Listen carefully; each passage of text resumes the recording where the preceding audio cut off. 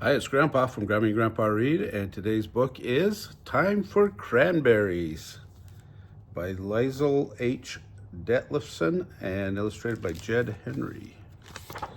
Do you guys have cranberries for Thanksgiving dinner? Maybe we'll learn about where they come from. Here we go. Dad's pickup truck thumps and bumps down the road. Mom and I bounce in the back seat as he drives through the cranberry marsh. It's harvest time, and I'm finally old enough to help. Dad asks, "Are you ready, Sam?" "Yes." We hop out and our waders slip and slurp in the mud. The first beds where the cranberry vines grow have been flooded for picking.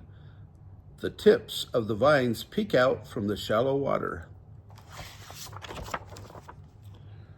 Dad steers the picking machine straight down the length of the bed. Trails of berries hop and pop behind him. "When can we eat them?" I ask. "When we're done harvesting," Mom says. "Now it's time for booming."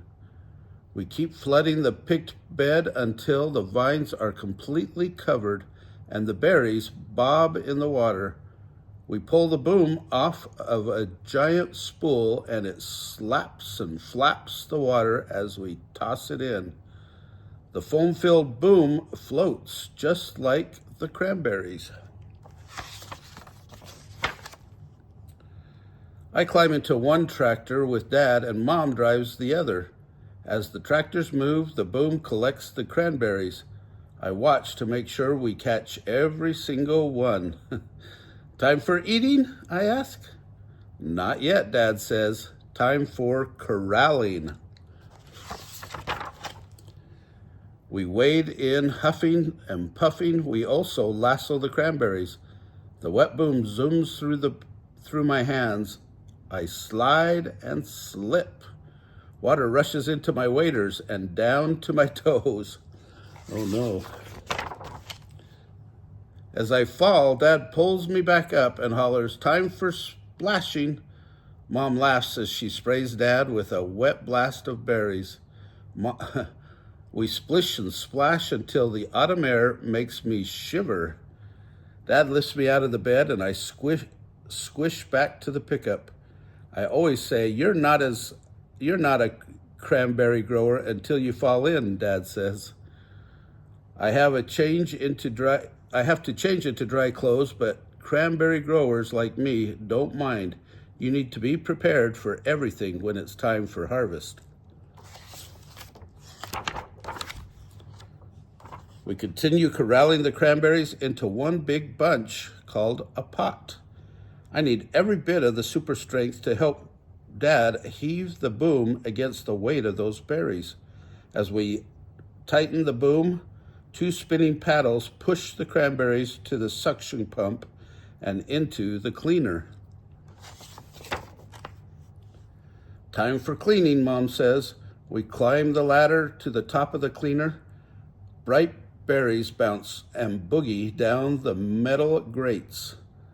I check the spray bars to make sure the water pushes every bad berry and cranberry leaf through the grates, and down to the trash truck. The good cranberries fall into the delivery truck and pile higher and higher.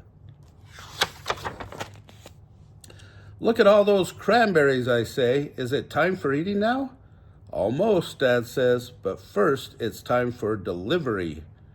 While Dad drives down the highway, I pull the cord to blare the horn. The other drivers honk back and wave along the way. At the receiving station, the smell of fresh cranberries fills the air. The truck tips and our fruit pours out, flooding the pool with billions of berries. I can't wait any longer. I reach in and grab a handful. My lips pucker as I crunch and munch the tart and tangy fruit. Finally, I say, time for eating. Day after day and week after week, we harvest as the last leaves fall. We deliver our final truckloads of cranberries. One frosty morning, I follow my nose to the kitchen.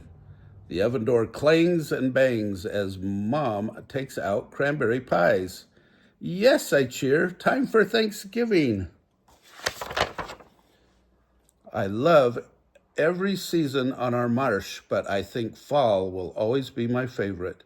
For cranberry growers like me, fall means it's time for cranberries. The end.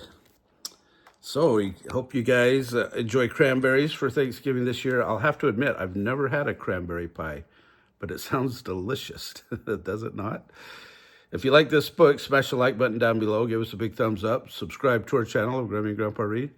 And watch the playlist for food and the playlist for fall and autumn.